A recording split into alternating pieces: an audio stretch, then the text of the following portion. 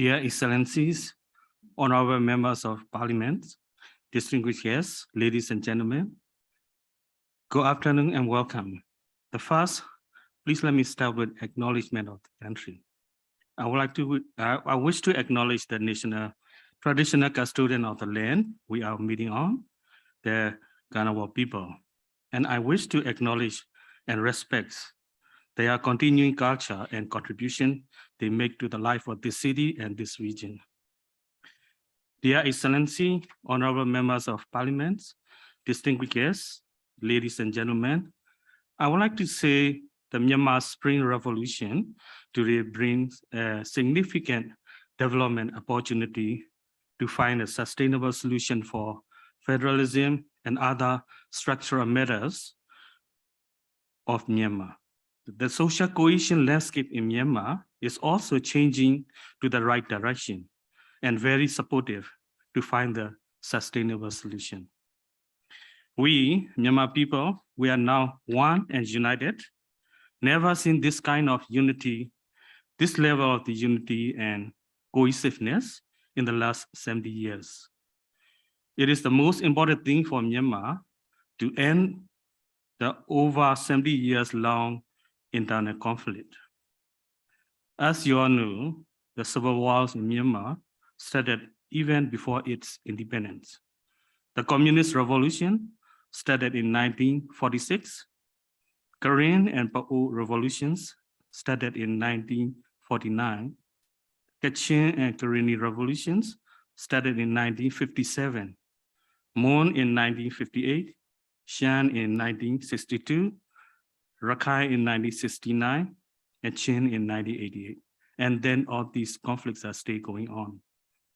So leaders at that time, they have different opinions on these structural matters, such as federalism that we're going to discuss today, and ethnic rights and equality, self-determination, self-administration, and sharing of resources.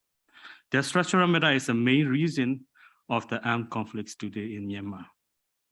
The disagreement on these structural matters could not be resolved through negotiation and the consultation. Then the leaders decided to take up arms and try to resolve. Then the Myanmar Civil War became one of the longest civil wars on the world.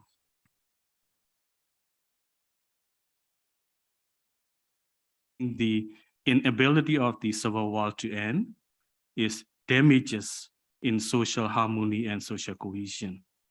These social damages were originated in monarchical and colonial era. Then the communal violence and tragedies happened in Second World War and in the period of independence struggle that makes damages worse. So as a result of these social conflicts, distrust, stereotypes, prejudice are deeply rooted in Myanmar. The social damages have been further affected by the tragedies in the 70 years long internal conflict.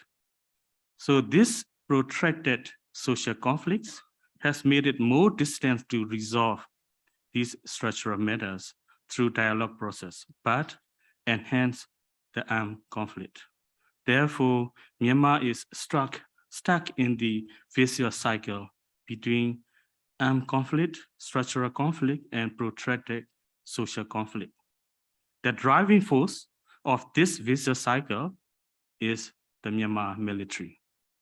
The Myanmar military doctrine that only the military must control politics, and the nationalist ideology with distrust on federalism and democracy have been instilled in the military since military took over in 1962.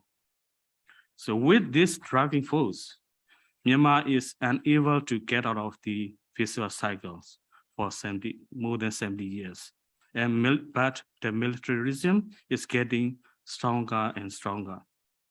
However, as I presented in the beginning, the Myanmar Spring Revolution today has been able to show to free Myanmar from this vicious cycle. Myanmar people, without exception, wants military must leave from politics completely. Myanmar people has come to see that Myanmar military's involvement in politics is a significant obstacle to the reconstruction of the country. It is the most important thing to end the vicious cycle. The second point is that the protracted social conflict has been eased in these days. Misconceptions that once existed are gradually diminishing.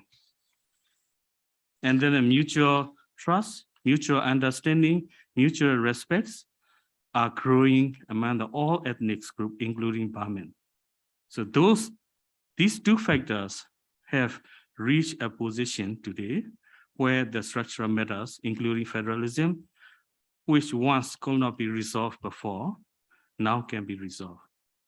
I would like to conclude that the Myanmar people wants peace very much.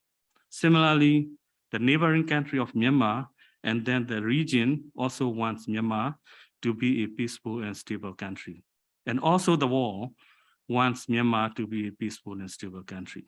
So with this common ground, with the collective leadership of NUG, NUCC, CRPH, and ethnic resistant organizations, at this time today, supporting Myanmar Spring Revolution will make a sustainable impact on peace and stability in Myanmar. So international community has supported Myanmar years to decades to become a peaceful and stable country, but yet to achieve the goal. Now, supporting the cause today is the perfect timing and able to provide sustainable, peaceful outcomes in Myanmar.